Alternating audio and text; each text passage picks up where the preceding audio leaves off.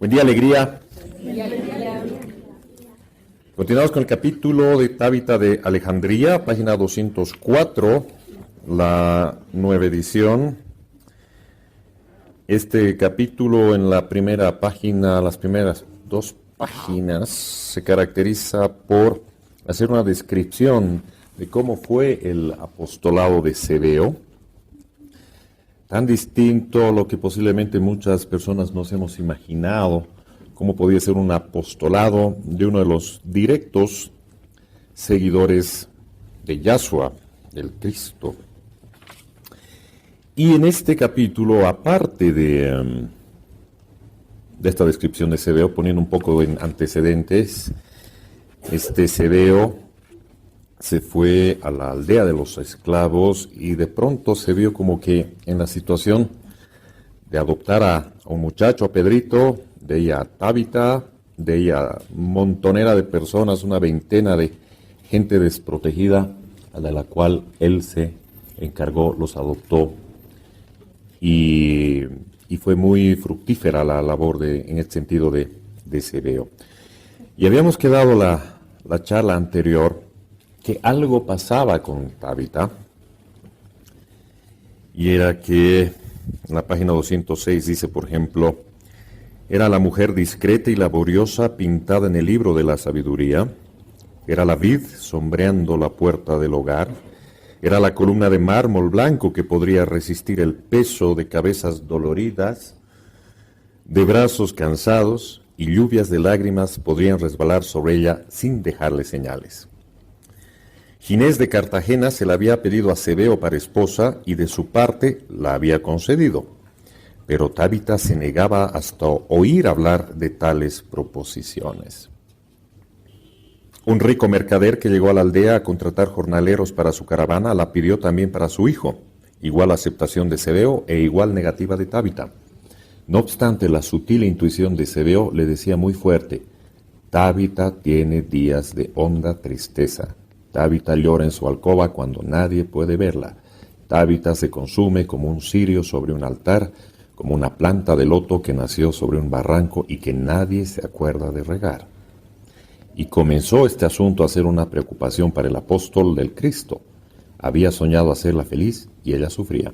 La felicidad había llamado a su puerta y ella la había rechazado. En la página 208 justamente Cebeo ya no aguanta más la situación y le pregunta: ¿puedo saber, Tabita, por qué no eres dichosa? ¿Por qué lloras siempre? ¿Quién te hace sufrir? ¿Qué congoja es esa que pone círculos violeta alrededor de tus ojos y que irradia una amargura que ha llegado a atormentarme y perturbar la serenidad de mi espíritu? Me siento responsable de ti, hija mía, y creo no ser injusto haciéndote esta averiguación. Tú sabes que desde mi llegada al lago hace 10 años me he preocupado en toda forma de hacerte feliz, y veo con dolor que no lo he conseguido. Habla, Tabita, dime toda la verdad, no me ocultes nada y ten la seguridad de que no me sorprenderé de nada que me digas y sabré comprenderte. Y así diciendo y con suave ternura, Cebeo levantó el velo que caía sobre el rostro de la joven y vio que aparecía bañado de lágrimas. Siempre llorando: ¿por qué, Tabita? ¿Por qué? Devorando con valor su llanto, ella contestó: no puedo decírtelo, padre, no lo diré nunca, jamás, ni a la hora de mi muerte. Y más abajito decía: sé aún más bueno de lo que fuiste conmigo desde la primera hora y déjame llevar al sepulcro mi secreto. Es lo único que pido y aspiro de ti. Cebeo en ese momento empezó ya nomás a intuir que ahí había algo raro, y su intuición era correcta. Tabita se había enamorado de Cebeo y por eso sufría, por eso había rechazado esas peticiones de mano, por eso sufría, porque bueno, Cebeo la había adoptado 10 años antes, cuando tenía 16. Y imagínense para el apóstol cuán complicado pudo ser esta situación por varios factores. Y por ejemplo en la página 210 dice, más abajo de la mitad, fracasado Cebeo en el amor primero de su juventud, la herida se curó fácilmente al contacto divino del alma del Cristo y no pensó más en otro amor que no fuera el suyo, que lo absorbía por completo. Es natural, Cebeo había tenido un fracaso en la juventud a nivel amoroso, a nivel pareja. Bueno, era normal que cualquier apóstol se enamore de alguien, tenga a su esposa, etcétera, etcétera. Pero se enfrentaba aquí a una situación un poco extraña, Cebeo, y realmente era un conflicto para él, porque Tabita, al hacerle notar su amor a Cebeo, como que Cebeo medio que le mueve el piso un poquitín y no sabe qué hacer. Y dice justamente, fue necesario que él mismo, y se refiere al maestro, fue necesario que él mismo, el adorable ausente desde su reino de luz, se hiciera sentir innumerables veces para volverlos a todos a su estado normal.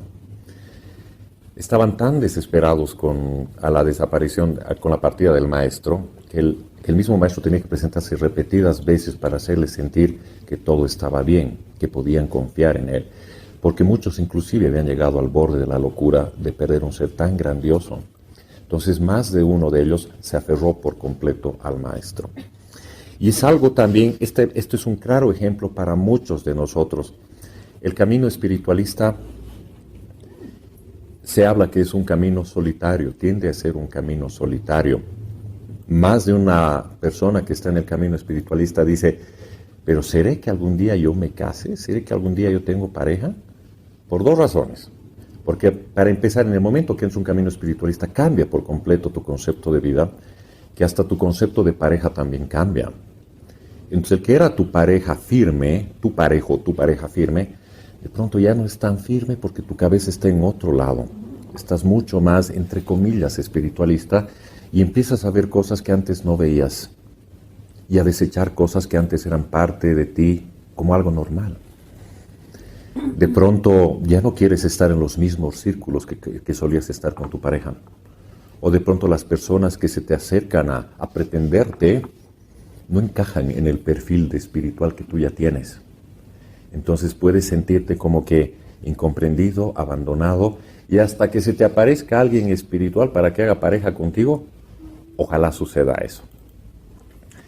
Entonces es muy normal que a veces por cuestiones de decepciones amorosas, uno tienda a aislarse de la pareja y a aferrarse a la figura crística, que se empiece a aferrar al maestro en este caso, y a sublimar ese amor justamente. Pero alguna vez yo lo comentaba, hasta qué punto usamos la espiritualidad como una brocha, como un pincel, para borrar todas nuestras desdichas, todas nuestras frustraciones amorosas, o nuestras frustraciones como personas, individuos dessocializados. Entonces parecería que el maestro es una gran opción. Pero en el momento que hacemos esto y aún así tenemos sufrimiento, hay algo que no está bien. Porque el camino espiritual va del camino del mundo material, no debe ser incompatible. Más de una persona me ha dicho que en el momento de entrar al camino espiritual ha empezado a tener problemas en su matrimonio o problemas en su noviazgo con su pareja porque justamente empiezan a chocar mucho. Es normal, es natural. Y alguna vez hablábamos en el programa Contacto sobre un capítulo súper antiguo sobre las almas gemelas. Siempre confundimos o siempre pensamos que el alma gemela es tu príncipe azul o tu princesa, ¿qué sería en mujer? Tu princesa rosa y tu príncipe azul. Y muchas veces no estamos pensando en realidad en un alma gemela, sino estamos pensando en el ideal de pareja que nos hemos forjado. Entonces, cuando viene una persona que cumple el mínimo indispensable del ISO 9001 de pareja para ti, todo va bien hasta que, además que la pareja siempre muestra lo mejor de sí en la época de conquista. Pasa un poquito eso, ya un poco inclusive el descuido, ya no tan atento, ya no tan atenta, etcétera, etcétera, y ya no cumple otra vez el requisito, terminas con tu pareja. Por cualquier razón, incompatibilidad de caracteres, etcétera, etcétera. Pero cuando pasó el romance, ahí sí se ven las caras. Uno dice, la principal razón del divorcio es el matrimonio, decían por ahí. ¿No? Y muchas veces uno también se une a una pareja por soledad, por necesidad, y no realmente por amor. Hay gente que no puede estar sola. Termina con, se arregla con otro y con todo se quiere casar. Es muy común eso.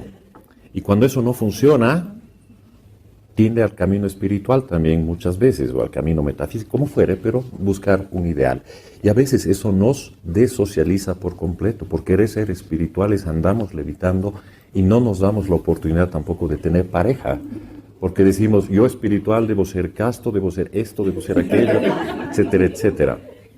Pero hay niveles, hay niveles. Cuando hablamos de alma gemela en ese programa, no era de que yo estaba esperando a la pareja ideal, que diga, a mí me gusta el Club Bolívar, a ti también, somos la pareja perfecta.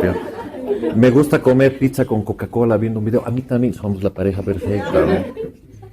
Mientras más afín eres en eso, es más tu alma gemela. Pero decíamos, y uno dice, ¿por qué no encuentro mi alma gemela? Otros usan de viejo truco, tú eres mi alma gemela, te conozco de alguna vida, y con eso enganchan.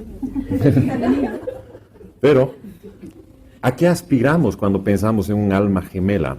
Obviamente a un estado mucho más superior de conciencia. Y posiblemente esa alma gemela no se aparece en nuestras vidas, ese ideal de persona que tenemos. A una amiga me decía a mí, ¿cuál es tu ideal de pareja? Yo le mencionaba a Ada y Boindra, de Orígenes de la Civilización Adámica. Para quienes han leído el libro van a entenderme perfectamente. Un amor sublime, hermosísimo, puro, bello. Y ese era mi ideal. Entonces me decía, para que tú aspires a una mujer como Ada, tal vez tengas tú mucho que crecer todavía. Y eso es lo que mencionábamos nosotros en el capítulo de Contacto. Esa tu alma gemela, bella, hermosa, que es inteligente, no habla mucho, hace esto, hace lo otro.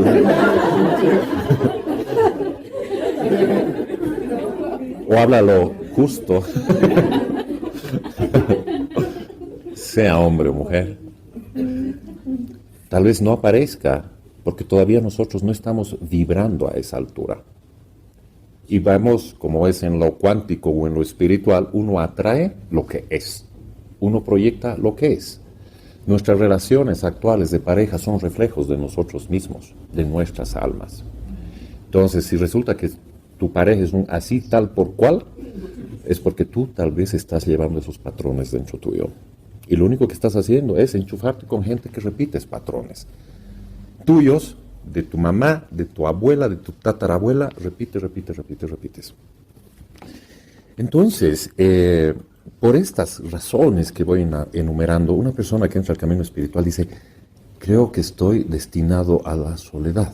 Además, la primera referencia, curas, monjas, solos, a nivel católico, está claro. ¿No? Y alguna vez mencionaba también en una de las charlas que cuando uno ya entra a un estado mucho mayor de conciencia y, por ejemplo, tuviera la dádiva de desdoblarse o de ver con su tercer ojo, y esa pareja tan amada que la ve de pronto salta al astral y su pareja amada era su abuelito. Entonces ya no lo va a ver tan pasionalmente al abuelito, ¿no? Ya no va a ser tan así posiblemente. Obviamente para cuando no va a ser sorpresa tampoco, porque es un proceso paulatino. Entonces, en ese proceso, uno se va dando cuenta que el alma que está en esta vez en el cuerpo de su esposa o de su esposo, realmente la unión es mucho más profunda. Y mientras más elevados sean los pensamientos y la conciencia, menos común va a ser la vida tradicional de pareja, o menos común va a ser la vida tradicional de esposos, en este caso, en el caso de un matrimonio. Porque cada vez el objetivo es mucho más elevado. Más de una vez lo he mencionado, vi un canal cristiano evangélico que decían, aquí está el padre en la punta y abajo en el triángulo está la esposa y el esposo. Mientras más se acercan al padre, más se juntan ellos. ¿No es cierto? Pero parecería que nosotros vivimos una vida paralela con nuestra pareja, siempre reflejándonos, siempre viendo, siempre uno o el otro dominando, entre comillas, manejando de una u otra forma la relación. Uno se adapta al otro, el otro al otro. Si no hubiera un punto en común, mejor dicho, se abría un punto en común, un horizonte en común, un faro en común. Posiblemente las relaciones de pareja serían mucho más armoniosas, porque ya no está pesando la parte egoica, no es un intercambio de necesidades, me siento solo, mímame, ámame, ¿no? O ¿sabes qué? Mi mamá o mi papá siempre se comportó así conmigo, así que ahora tú vas a ser un poco el reflejo ahora en mi pareja. Tú eres el papá que nunca tuve. No es tu pareja, no es tu amor, es tu necesidad. Entonces, si nos fijamos, estamos en un plano muy denso de la materia física, en lo que se supone que es el amor. Y mientras, una vez más, mientras más elevada es la cosa, y más aún si pensamos en la reencarnación, mientras de más vidas venimos, en el buen sentido y no a querer pagar karma y nunca cumplir, más afines son las almas y más el entendimiento es a otro nivel, más armonioso, mucho más elevado. Entonces, una vez más, vuelvo al tema donde muchas veces nos cuestionamos que nuestro camino espiritualista es sinónimo de absoluta soledad. Y volviendo al tema, que si estuvieras en pareja y ambos persiguen el mismo objetivo, van a vibrar de otra manera. Se va a unir cada vez más al Padre de otra manera. Y desde ese punto de vista, el amor también entra en otra dimensión. Están juntos, pero a su vez cada uno tiene un camino individual y espiritual al Padre. Pero ya no están peleándose, pugnándose entre sí.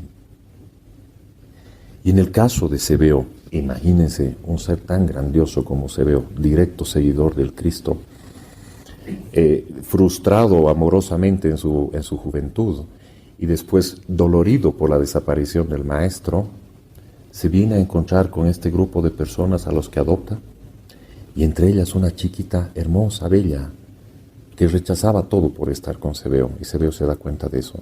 Entonces le entra como que la duda, le entra el ¿qué hago ahora? Mucho más profundo que, esto me está chequeando. Mucho más profundo que eso. ¿Y dónde vemos esto? Este Cebeo, justamente la final página 210 dice, y en el noble alma de Cebeo debió aparecer como una sombra fatídica la idea de que desalojaba el amor a su divino maestro, dando libre entrada a otro amor en su corazón. El vacío de aquel primer amor fracasado se ensanchó sin duda como un abismo, y al apercibirse del intenso amor de Tábita, su corazón de hombre le reclamó de nuevo aquel derecho renunciado en la juventud. Estaba en problemas, Cebeo, o por lo menos estaba confundido. Más abajo dice, y en su angustia suprema clamaba al cielo entre desgarradores sollozos, Maestro mío, mi Señor, mi luz, mi cielo y mi vida, ¿por qué me has abandonado? Sobre el altar de las tablas de la ley se encendió una gran claridad. Eran las palabras de la ley, ama a Dios sobre todas las cosas y al prójimo como a ti mismo, que ardían como una llamarada viva dando luz del sol de mediodía a todo el recinto sumido en penumbras. Cebeo se quedó deslumbrado y absorto contemplando aquel prodigio, aunque sin comprender a fondo lo que con eso querían significarle. Pero bien pronto comenzó a diseñarse una blanca silueta inconfundible delante del altar. Aquella silueta de luz multicolor, como si fuera un iris humano, tenía ojos que miraban y una voz que decía, tendiendo las manos al apóstol arrodillado, Cebeo, mi montoncito de tierra, ¿no te anuncié que yo fecundaría esa tierra para que diera el 100 por 1 en flores y frutos para la humanidad? Porque eres un montoncito de tierra, necesitas el riego de un grande y puro amor que sea el agua del torrente impulsor de todas tus energías, de todas tus actividades como apóstol mío sobre esta tierra que baña el Nilo. Porque me amaste mucho, Cebeo, en esta hora y en aquella otra del Moisés visionario y taumaturgo, es que te doy por compañera eterna a la dulce Timetis, que por amor se relegó a toda la vida a la soledad de este castillo. Fue madre de Moisés y ahora nació esclava. ¿No la recibirás? Amram de ayer y Cebeo de hoy. De nuevo se te entregan joyas de incalculable valor, no para adornar cabezas que mueren, sino para transformarlas en pan, calor y lumbre en los hogares abrumados por la miseria y el hambre.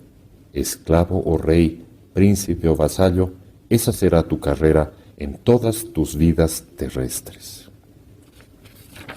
Timetis, para quienes han leído Moisés, lindo de encontrar que Cebeo y Tabita se habían encontrado muchísimas veces cumpliendo distintos roles, y esta vez, para una labor tan dura como la que necesitaba Cebeo, necesitaba un apoyo fuerte. ¿Y dónde la encuentra? En una aldea de esclavos, a una muchacha huérfana que en otra vida, era Timetis, y que esta vez encarnaba nuevamente en el plano físico para ser la fuerza de Cebeo. Dice, reanimado por la maravillosa bondad de su maestro, página 212, el apóstol recobró la serenidad y la calma, y una semana después condujo a Tabita al Serapeum, que fuera del príncipe Melchor dirigido años hacía por su maestro Yusufudán, colocado al frente de aquel santuario por su inolvidable fundador. El lector recordará al mencionado maestro que fue consagrado en el santuario del Monte Or en aquella reunión de maestros presidida por el Mesías ungido de Dios. Y es aquí donde Cebeo toma la serenidad, la alegría, el entendimiento de saber quién era Tabita y la toma como esposa. Obviamente la relación que tiene, lo vamos a ver más un ratito, Cebeo con Tabita es muy distinta por el alma de ambos. Obviamente no era, querida, ya los niños, el pañal, nada de eso. No era una relación absolutamente tradicional. Su vida era entregada al prójimo. No era la aspiración máxima de ellos casarse, ser felices y tener una familia. Su aspiración era continuar con la obra del maestro. Que se hayan unido en matrimonio fue un designio del Padre por una razón importante. Cebeo necesitaba la fuerza de Tabita y Tabita necesitaba el amor de Cebeo. Justamente en el capítulo La esposa ideal, en la página 212, por ejemplo, dice ahí abajito, cuando al caer de la tarde dejaba en orden su taller, corría al despacho del apóstol del Cristo, que hasta el último rayo de luz trabajaba en traducir al latín, la lengua universal de entonces, los escritos que le dejara en herencia el maestro Filón. Ponía en orden todos los rollos de pergamino, los viejos papiros amarillentos, láminas de piedra o de madera, plaquetas de arcilla que habían servido de ilustración al obrero de la pluma. Y cuando nada faltaba por ordenar, acercaba el sillón al ventanal que daba sobre el lago dorado por el resplandor purpurino del ocaso. Tiraba al suelo un cojín de esparto y se sentaba a descansar al pie del sillón que ella había preparado para Cebeo. Era la hora del descanso, después de la ruda labor cumplida por ambos durante el día. Era la hora de las confidencias, en que las almas se vaciaban una en la otra, y ambas en la fuente límpida del ideal divino que acaso por centésima vez les unía en la eterna peregrinación de la vida. ¿Qué es lo hermoso de esta relación? Que justamente Cebeo seguía haciendo su labor de apóstol, seguía traduciendo todo lo entregado por Filón para ser distribuido a las gentes, a la humanidad de esa época.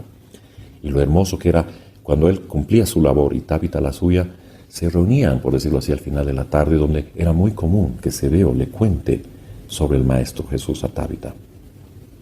Y después de eso empezaban ya las confidencias entre ellos, como dice el Maestro. Pero qué hermoso poder compartir como dice, y ambas en la fuente límpida del ideal divino. Qué lindo poder compartir. Hay muchas parejas que conozco, que por ejemplo, lo más cercano a lo que estamos hablando, que comparten mucho de leer arpas. Y es muy lindo porque al ser arpas, para mí, un libro tan lindo que te eleva tanto la vibración, compartir eso con tu pareja realmente es un crecimiento mutuo de las personas. Y creo yo que puede ser muy frustrante que tu pareja te diga, no entiendo esas cosas. Y puede ser muy común también eso. O que no tengan un punto, sobre todo tan sublime, de encuentro para crecer mutuamente. Y eso, en mi parecer, puede ser aquella parte que nos falta. A veces estamos con pareja durante mucho tiempo, Pero no siempre la pareja, obviamente, no va a pensar como nosotros o nosotros como ella, y no vamos a tener el mismo proceso de crecimiento. En ambos va a haber crecimiento a distintos niveles. Pero qué hermoso en el caso de Cebeo y de Tabita, que esa fuente, ese amor se incrementaba más. Como dice, en la fuente límpida del ideal divino. Más abajito, no, en la próxima página. Ya, ok, es en la página 213. Oh, exclamaba Tabita, porque ahora estoy cierta de que ningún hombre vendrá a pedir mi mano, y porque tú no podrás nunca alejarme de tu lado. Por eso solamente, preguntaba Cebeo, gozándose en las aflicciones de la joven, que de inmediato creía haber incurrido en una falta. Era tan tímida. Quise decirlo también por otra cosa más, porque soy yo quien tiene el deber y el derecho de cuidar de ti, Padre, porque yo soy la dueña y nadie te puede llevar de mi lado.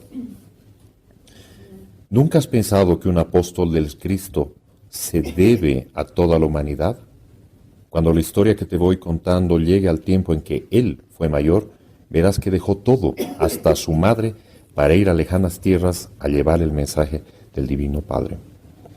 Se refiere obviamente al Maestro Jesús. Sigo. ¿Y por qué no la llevó con él, oh Cebeo, Padre mío, y ahora esposo mío? Eso no lo harás conmigo, porque yo iré donde quiera que tú vayas. Soy tu sombra, soy la piedrecilla de sílex en que encenderás tu fuego. Soy el polvillo de tierra que levantan tus pies al caminar. No me podrás nunca dejar.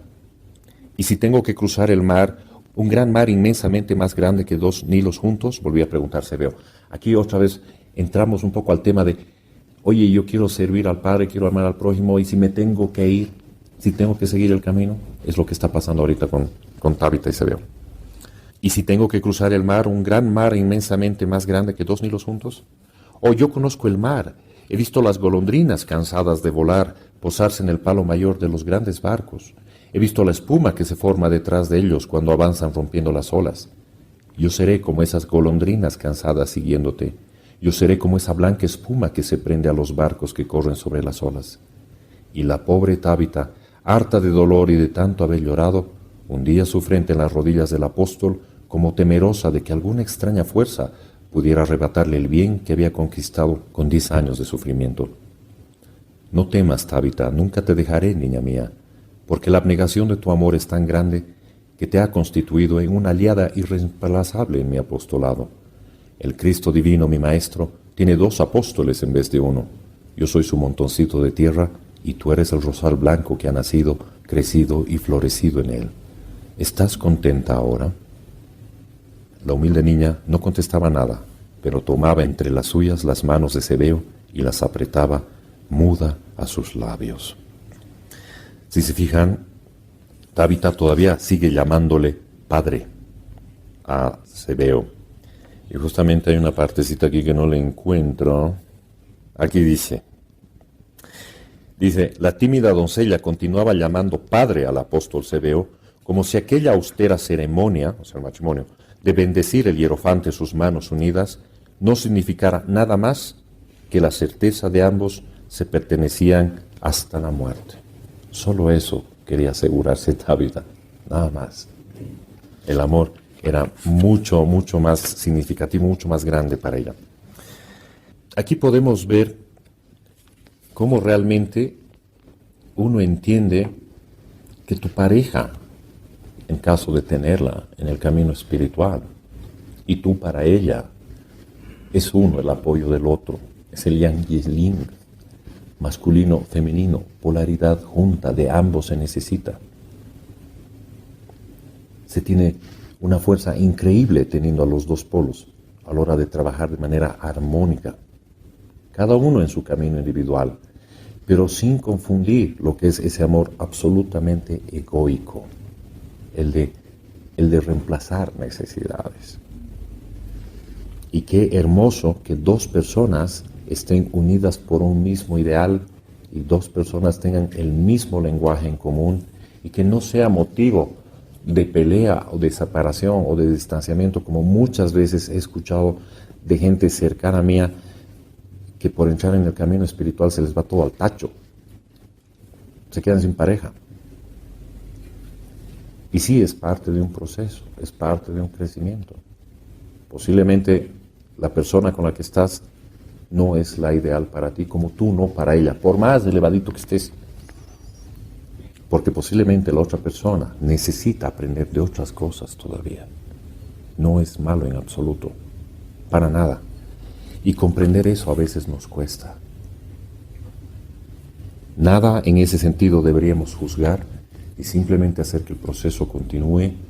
Y si esa persona no ha podido estar con vos, posiblemente es porque deba continuar el camino y tú el tuyo. Y ya, si está en tu camino, llegará, como decimos, esa tu alma gemela, en esa vibración que anhelas, esa vibración que va a llegar cuando tú estés vibrando en ella, no antes. Y qué hermoso que esas vibraciones tengan un mismo faro en común, la luz del Padre en este caso. Aquí viene algo muy importante. Página 215, final, dice: había comenzado apenas la siembra y ya veía su rosal en flor. «Oh maestro, maestro mío», exclamaba Cebeo, «qué grande y bueno es el Padre Celestial que me hiciste comprender y amar. ¿No podría ser yo que toda la humanidad le comprenda de igual manera?» «No te apesadumbres, Padre», suplicaba Tabita. «Ya me lo hiciste comprender a mí, a Pedrito y a todos los que estuvimos a tu lado. ¿No es eso bastante?» «No es bastante, niña mía, no es bastante. Al Padre Celestial deben comprenderlo y amarlo tal como es, todos los seres que viven en esta tierra. ¿No sabes tú que tras de este mar que se mira desde el puerto de Alejandría hay inmensos países llenos de pueblos, hombres, mujeres, ancianos y niños, pobres y ricos, que se debaten como fieras o como lobos por quitarse unos a otros el pan, la tierra, la lumbre, los mares, los ríos, los lagos, los caminos, los bosques, y se disputan hasta los negros y áridos peñascales del desierto, y hasta las sábanas inmensas de nieve de las estepas heladas donde solo pueden vivir los pingüinos y las focas? Y todo eso por no conocer al Padre Celestial, que cuida de todos, que nos ama a todos, que da a todos cuanto necesitamos para nuestra vida. Cebeo la tenía muy clara, tenía una misión, para eso estaba traduciendo todos los papeles en el caso del maestro Filón. Aparte había compartido, había bebido del amor del maestro durante tantos años y tenía una misión muy particular. No en vano era uno de los 12 y tenía que hacer eso. Qué mejor que tenga en este caso una compañera que lo apoye, a otro nivel de vibración, está claro. Pero no se quedaba ahí, tenía que seguir adelante. Muchas veces nosotros nos encerramos en nuestro pequeño mundo espiritual, en nuestra pequeña burbuja espiritual, y solo ayudamos a los que están alrededor nuestro. Pero si abrimos el horizonte nos damos cuenta que hay mucho laburo por hacer. Y en el caso de Cebeo, lo que describe acá, hace un par de milenios atrás, no se distingue, no difiere mucho de lo que pasa actualmente. Poco más y la gente no te vende aire. Te vende tierras, porque no te puede vender aire, te vende sol, ¿me entiendes? Hasta eso, todo del Padre te lo vende. ¿Y qué es lo interesante en este capítulo, ya casi al finalizar? Que mientras estaban conversando de esto, dice: en ese lento andar llegaron hasta el muelle y vieron a Pedrito con todos los jovencitos, sus hermanos de común adopción, a bordo del viejo trirreme anclado allí desde quién sabe cuánto tiempo. Cebeo y Tabita se quedaron quietos mirándolos. Desplegaban las velas, sacaban jarcias, cables y sogas, desprendían la triple fila de bancos de los remeros. Parecía que pensaban destruirlo todo. «¿Qué hacéis con el pobre barco que va muriendo de viejo?», les preguntó riendo el apóstol. «¿Por qué no lo dejáis morir tranquilo?» «Oh padre», díjole Pedrito, que se había constituido jefe de aquella cuadrilla de obreros, «hemos descubierto que está aún muy bueno este barco y que no debe ser tan viejo como parece. Queremos transformarlo en una barcaza de carga para llevar por el canal los productos de nuestra aldea y recoger de regreso a todos los esclavos arrojados por los amos y a todos los mendigos que no pueden caminar. ¿No es para eso que nos hemos reunido aquí?» «Sí, hijo mío, es para eso», le contestó Cebeo, disimulando la emoción que las palabras de su primer hijo adoptivo le habían causado y que le demostraban claramente cómo habían prendido en él sus lecciones de amor fraterno. cuando aparecieron los bancos de los esclavos remeros y cada uno con la cadena y anilla de hierro con que eran amarrados para evitar la huida, el apóstol se apoyó en el hombro de Tabita como si fuera a desfallecer. Le vino el recuerdo de cuando vio a su maestro realizar en la naumaquia de Tiro el prodigio estupendo de libertar a los infelices esclavos destinados a perecer en la tremenda lucha de Trirremes por la conquista del oro prometido a los triunfadores. ¿Qué es lo hermoso de este capítulo? Que lo que había sembrado Cebeo realmente estaba dando frutos.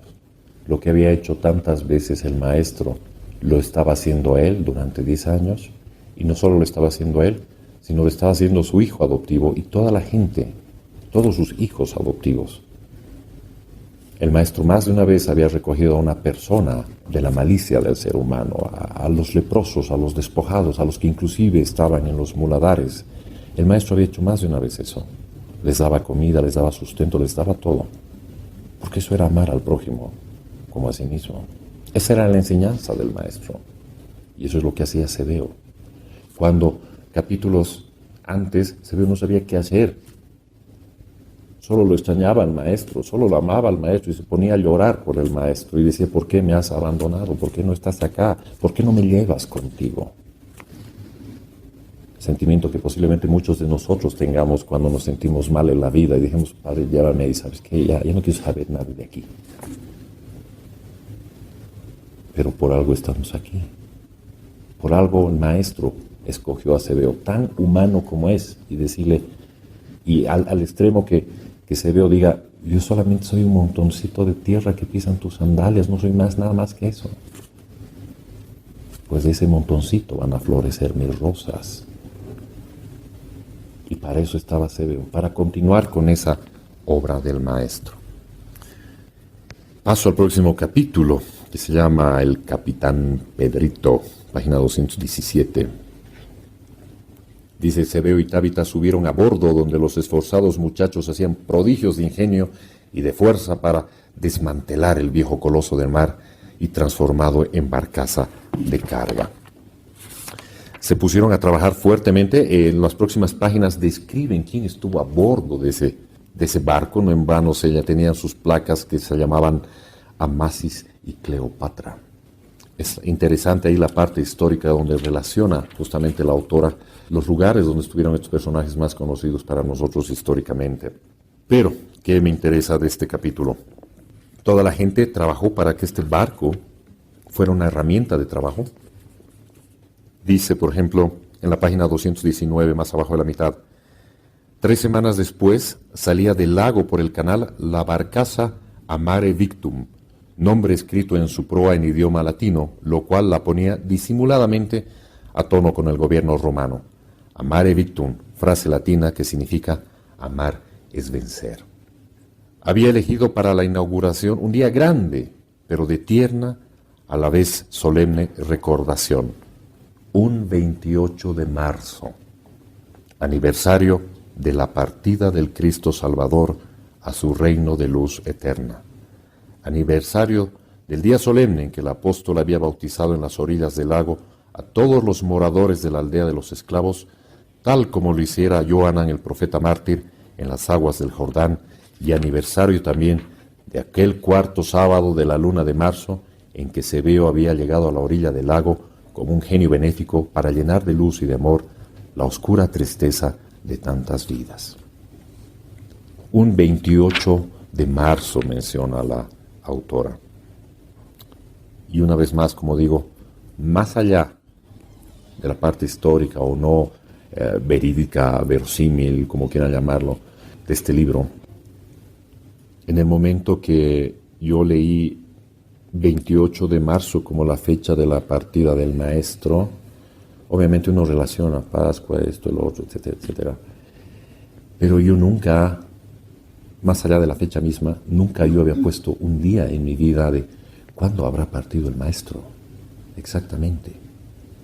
Como la típica pregunta que me decía, ¿qué signo era el maestro? ¿No? Pequeñas cosas que que nunca a veces nos ponemos a pensar o nunca nos ponemos a desglosar, que por alguna razón vibran también en nuestras almas. Continúa en la página 220 cuando dicen: eran pues 3 grandes aniversarios inolvidables y la barcaza de la aldea salía a la vida del mundo con el grandioso nombre Amare Victum, amar es vencer. Su pabellón azul con una estrella de 5 puntas, color de oro, subido entre vivos resplandores, podía tener un doble significado. Para los esenios, discípulos del Cristo, era su estrella, la luz divina traída por él a la tierra. Para los profanos podía ser el sol, astro benéfico amado por todos los seres que reciben su calor, que es fecundidad, vida y energía. Sebeo era el hombre de la paz, de la concordia, de la perfecta armonía entre todos sus semejantes. Amare Victum, repetía siempre: para vencer es necesario amar, y el amor es una ánfora de oro en que caben muchas bellas y delicadas flores. La malva rosa de la tolerancia, la madre selva de la concordia, la rosa blanca de la paz, los junquillos de la amistad y las rosas rojas del sacrificio por los amados. Tal era la teoría del apóstol sobre el amor duradero, invencible y fuerte más que la muerte. Cuando entramos a este concepto de amor para con el prójimo, para con nuestra pareja, para con nuestros seres queridos, inclusive seres no conocidos, nos damos cuenta cuán egoístas somos en nuestro amor del día a día, donde te quejas a tu pareja: ¿por qué no te ha llamado? ¿Por qué no te ha mandado el SMS? Pero te he mandado, pero no me ha llegado. Y empieza la pelea por eso. ¿Dónde queda ese amor de la madre selva, de la rosa, de la malva rosa y todo ello? Un amor absolutamente mucho más elevado, que apunta a un nivel de conciencia mucho más grande de lo tradicional que vemos en la telenovela con María Antonieta y José Antonio. Mucho más allá que eso. Y solo cuando nos sintonizamos en esa vibración es cuando automáticamente despierta ese amor en serio hacia el prójimo. Alguien decía por ahí que cuando uno ama a los animales, por ejemplo a los rufus, a los perritos, automáticamente se activa el atributo de la bondad en la persona. En ese momento está vibrando en bondad, porque es un ser grandioso en su evolución. Ese ser, en este caso un perrito, es tremendamente grandioso como para generar esta vibración en el ser humano de bondad.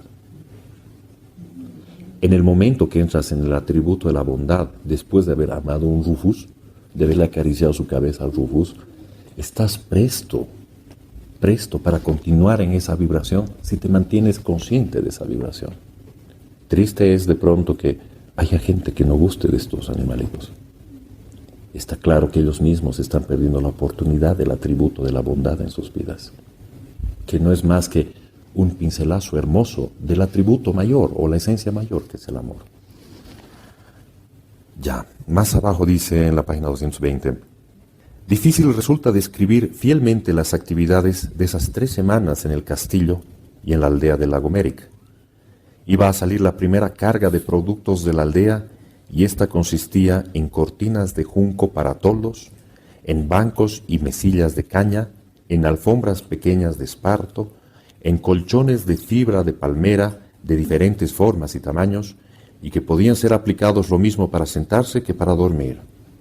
Sofá-cama era eso, ¿no? Un sofá-cama es eso, en moderno. Te pones a pensar eso, ¿no? Las películas nos muestran una visión tan errada de esa época que no nos imaginamos así de juncos, de paja, un sofá-cama. ¿Por qué no pueden hacerlo? ¿Subestimamos tanto a los artesanos de esa época o qué? Y dice: en calzas de esparto y en frazadas y cobertores tejidos por las mujeres de la aldea. El lector podrá suponer que mucha parte de tales trabajos eran el fruto de los esfuerzos y abnegación de Tábita, que en su gran temor de que su padre adoptivo le entregase a otro hombre como esposa, según ella decía, realizaba inauditos esfuerzos y prodigios de ingenio para hacerle útil, necesaria y reemplazable. Salto a la próxima página, 221, cuando dice: Sobre el puente de mando, por encima de la cabeza de Pedrito, estaba percibiendo como tejida de rayos de sol la silueta del maestro que miraba sonriente, repitiendo el nombre de la barcaza que salía aguas afueras en busca del dolor del prójimo. Amare victum, amar es vencer.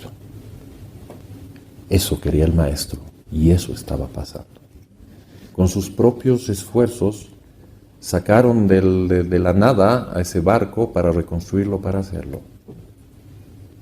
Si hubiera estado ahí Simónides, hubiera puesto 5 barcos. Pero no estaba Simónides. Y a veces el Padre te pone así, te pone solito, arréglatelas tú. ¿Dónde está tu amor? ¿Dónde está tu ingenio? Cuando estamos enamorados y no tenemos plata para regalarle algo a nuestras parejas, te inventas todo. Todo te inventas. No sé, te agarras la piedra y dices, esta piedra va a ser de los dos. La partes en la mitad, la vuelves collar, lo que fuere.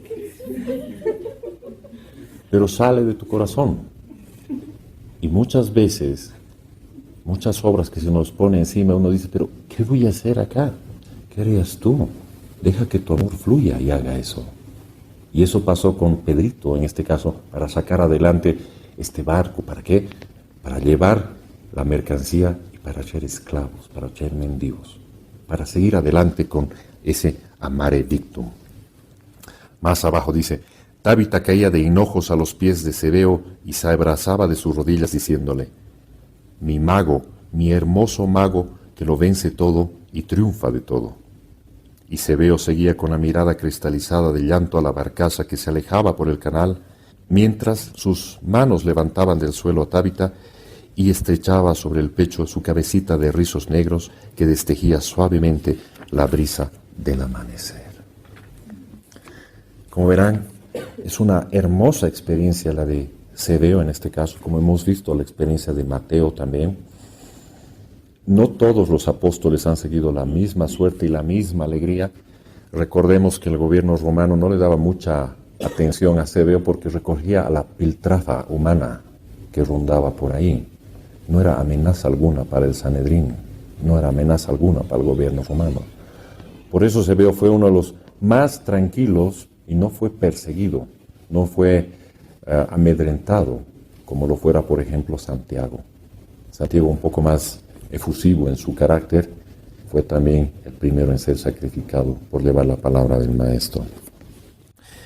Vamos a saltar al capítulo Los cautivos de las ruinas. Aquí hay una pequeña parte que me interesa, que es en la página 222, al final, que justamente Dionisio de Caria hace este comentario y dice, a veces hasta dudo de que exista una inteligencia suprema, un poder absoluto que permita impasible tamañas aberraciones humanas. ¿Cuántas veces es muy común escuchar en la gente que no cree en el Padre decir, si Dios existiera no habría tanta desigualdad, no habría hambre, no habría sufrimiento, no habría nada si Dios existiera? Otros dicen, Dios se ha olvidado de nosotros porque hay hambre, y esto, y el otro, y el otro. Y siempre echamos la culpa de todos nuestros pesares a Dios. O inclusive llegamos a decir, ¿por qué pasa esto? O sea, ¿dónde está Dios que no lo impide? ¿Por qué hay estos rufianes, malos tipos que hacen estas cosas?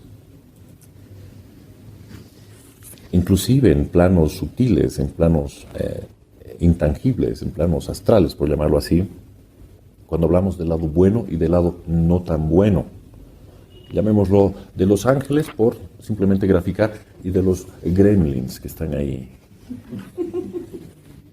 Ambos son hijos del Padre y ambos tienen los mismos derechos. Y ambos tienen los mismos derechos de charlar contigo y tú tienes el derecho y el libre albedrío de hacerle caso a cualquiera. En la medida que obviamente continuemos nuestro camino hacia el amor, este mundo también sería mucho mejor. Pero no en vano dicen que este planeta Tierra vienes por 2 razones, o por misión o por expiación. ¿Venimos a aprender o venimos a ayudar? Y a aprender en nuestra ayuda también, o ayudar en nuestro aprendizaje. ¿A qué quiero llegar con esto? Que muchas veces ponemos en duda, desde estas cosas tan grandes, ponemos en duda nuestra fe. Muchas veces. Porque hay guerras, porque hay esto, porque hay el otro. Y cuando medio que somos espiritualistas, medio que entendemos que es parte de una causa y un efecto, parte de un karma, parte de una evolución, donde todos tienen la misma oportunidad, cometiendo errores o aciertos, se va caminando en el mundo de la evolución hasta volver al Padre. Pero lo curioso es que cuando alguien se pregunta y dice, Padre, ¿por qué permites estas cosas? Tal vez un espiritualista le diga, no estás entendiendo, es parte de la evolución, tranquilo, no pasa nada. Eso no significa, una vez más, que digas, es guerra, karma es, no haremos nada. ¿No? Lo han atropellado, karma es. Para nada significa eso. Pero sin entrar en esos extremos, del decir, deja las cosas que fluyen porque es voluntad del Padre, porque yo como espiritualista entiendo que todo es parte de la evolución y sé entenderlo todo. ¿Dónde nos damos cuenta que no habíamos sabido saberlo bien? ¿Dónde nos damos cuenta que habíamos sido solamente machitos? Cuando en pequeñas cosas nosotros ponemos en duda al Padre. Tú dirás, ¿yo poner en duda al Padre? Jamás, juras. ¿Cuándo? ¿Sabes cuándo ponemos en duda al Padre? Pequeño ejemplo. Cuando se acerca fin de mes y tu bolsillo está con huecos. Y no tienes un mango para pagar tal cosa. Y te preocupas. ¿Y sabes qué es preocupación? Falta de fe. Falta de confianza. Uno diría, ¿dónde está el Padre en ese momento? Y el Padre no tiene nada que ver con tu laburo. Sí, ok, puede ser karma, puede ser parte de tu aprendizaje, todo eso. Pero ¿dónde está realmente tu certeza? Decir, Padre, ¿dónde estás? ¿Dónde me has mandado? ¿Por qué? ¿Dónde estás, Padre, que no me pagan mi sueldo? Nos fijamos que tenemos dos tipos de actitudes. Lo que más de una vez he dicho, amo a la humanidad, pero detesto a la gente.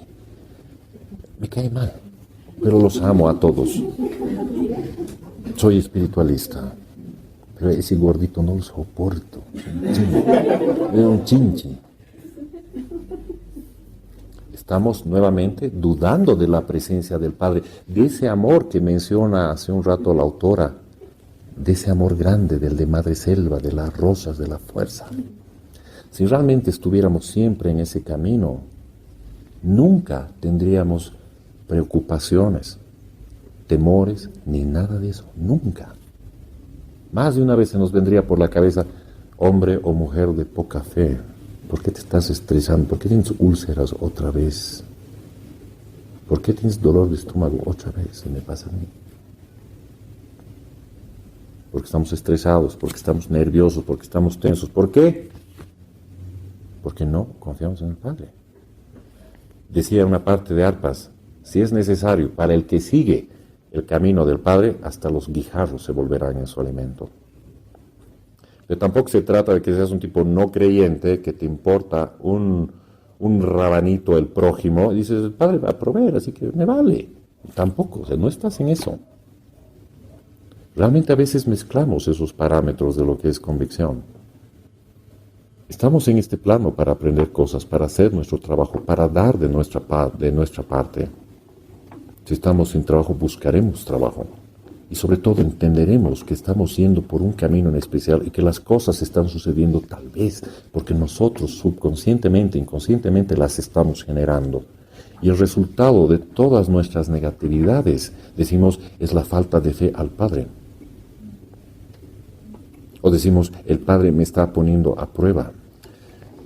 Si se fijan, el camino de los más cercanos al Maestro era tan fuerte la fe, tan grande la convicción, que nunca se cuestionaban, salvo la parte esa, un poquito de autoestima cuando se fue el Maestro. No había duda alguna de que el Padre o el Maestro Jesús iba a hacer las cosas. No había duda. Con el Maestro Jesús era demasiado evidente, ya también por la cantidad de milagros y cosas que hacía. No había pierde por ese lado. Pero inclusive, hoy por hoy, una vez más, con toda la tecnología y todos los descubrimientos y las cosas cuánticas, por decirlo así, atraemos lo que pensamos, atraemos como vibramos constantemente. ¿Y cuántas veces nos ha pasado que dices, yo tengo fe en el Padre que va a salir esto, tengo fe, tengo fe, tengo fe? Y tu vocecita dentro te dice, no, juras, no va a salir. Y esa vocecita es clave. Esa es tu realidad. También está la otra vocecita donde dices, ¿qué va a pasar? Y estás asustado y una vocecita dice, tranquis, todo está ok, va a salir. Esa vocecita es la que hay que escuchar. Cuando escuches la otra saboteadora que dice, no, eres un loser, no va a salir nada, es porque estamos mal, porque no estamos convencidos de nuestra perfecta unión del plano físico con el plano astral, unidos a través de ese hilo del amor. Puede ser complicado. Nadie ha dicho que era fácil de entrada, por eso seguimos aquí encarnados en este plano, si no seríamos trascendidos. Pero por algo es. Y un poco lo que comento ahora es para que entre en la reflexión nuestra, una vez más, nuestro diario vivir. ¿Con qué nos hemos asustado hoy? ¿Qué nos ha deprimido hoy? ¿Qué nos ha estresado hoy? ¿Qué nos ha movido el piso hoy? Y otra vez para decirnos, oye, ¿por qué sigo siendo tan carente de fe, tan carente de convicción de que no estoy solo, estoy en el camino del Padre? Una vez más, cuando estás en el camino del Padre, todo se va a dar. Arcángeles vendrán para abrirte el camino. Pero cuando estás dormido, esos mismos arcángeles van a despertar tormentas para que despiertes y dejes de dormir. Hasta el concepto dormir, inclusive, está tan subconsciente que dices, chao, me voy a ir a dormir. Chao, me voy a ir a descansar. Vivimos dormidos todo el tiempo. Y mucha gente, eso lo hablaba la otra vez con el Cuchito, cuando dicen ahí en las profecías y que los muertos resucitarán de sus tumbas en el juicio final. Mucha gente se imagina calaveras que se transforman. Es muy común eso. Pero esos muertos son aquellos que despiertan a la espiritualidad y entran a la vida. Van a salir de la tumba de su vida material, de su vida de egoísmo, de esa tumba donde ese egoísmo no es vida. Por eso saldrán de su tumba en ese día glorioso. Somos tan literales, que mucha gente justamente no cremaba a sus muertos, no hacía nada para cuidar. Han pasado 3000 años, ya no hay eso. No sé, el poder de Dios los volverá otra vez para juzgarlos, cuando podía juzgarlos directito a sus almas sin necesidad de resucitarlos. Y son muchas cosas de esos paradigmas religiosos donde nunca nos cuestionamos nada. Tampoco nos preocupamos por hacerlo. Pero más allá de toda creencia, creo que lo más importante es el cómo estás tú aquí y ahora. Sobre todo eso, ¿cuán firme es tu fe? ¿Alguna vez alguno de nosotros trabaja de manera consciente durante la semana con algún atributo? ¿Pero en serio? Normalmente uno trabaja con el atributo de la preocupación, ¿no? Toda la semana está preocupado por algo. Toda la semana está estresado por algo. Pero ¿por qué no tenemos hasta el sentido común de cambiar eso, hacer un clic y decir, trabajaré esta semana con el atributo de la bondad? Pero consciente todo el tiempo, darle el tiempo, hacer el clic, romper ese sistema de redes neuronales para suplantarlas por algo positivo. Y siempre, pues, si estamos entonados en esa parte linda que nos describe la autora, de buscar ese amor grandioso, realmente creo que pueden haber grandes milagros, como se dice, en nuestras vidas. El apóstol Zebeo era una persona común y corriente como cualquiera de nosotros, y hacía tan bellas obras como los demás apóstoles. Así que, bueno, la próxima semana continuamos con esta charlita. Gracias por venir.